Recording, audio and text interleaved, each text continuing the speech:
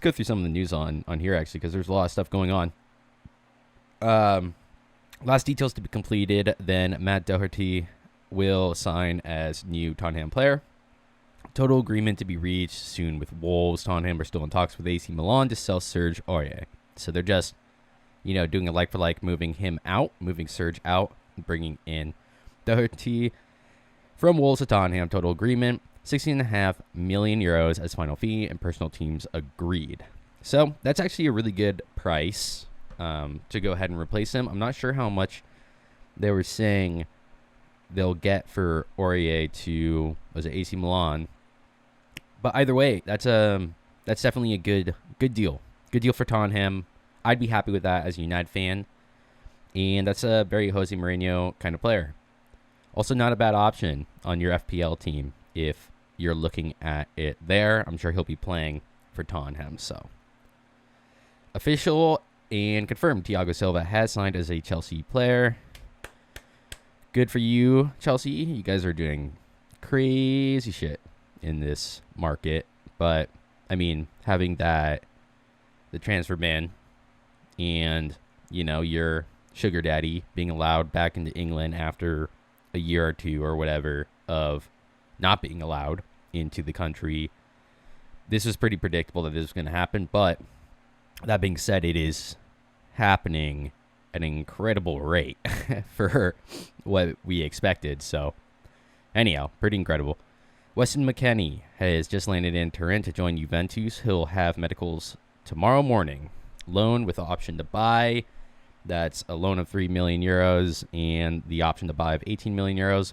It'll be an obligation to buy Mckennie if he's going to play more than 60% of the 2021 season matches with Juventus. As a American, I'm happy with that. I want to see our players playing in the best leagues in the world and for the best teams. So just like Pulisic moving to Chelsea, I'm pretty happy with Mckennie moving to Juventus. Hopefully he will get that game time. So, Man City are directly in talks with Napoli for Koulibaly. The two clubs have a bad relationship after Jorginho deal agreed, then hijacked by Chelsea in 2018. The agent of Koulibaly was working on it for the two clubs. That's why the negotiation is so slow and not easy. Manchester United are convinced. Let's not do that. Though Lionel Messi is looking more and more likely to try to force his way out, but I think he stays at Barcelona if he wins that political battle. But anyhow, Koulibaly will be signing for Manchester City, I'm sure. They're pretty set on it. So Manchester City will get their man, and he'll be massive for them. Not sure exactly how they're going to line up in defense, but this last season, I know that Laporte was injured for a large percentage of the season, but I don't even rate Laporte that much, and I'm going to get heat for that from people, but he's fine. He's a good defender, but he's not Van Dijk level. He's not Koulibaly level. So,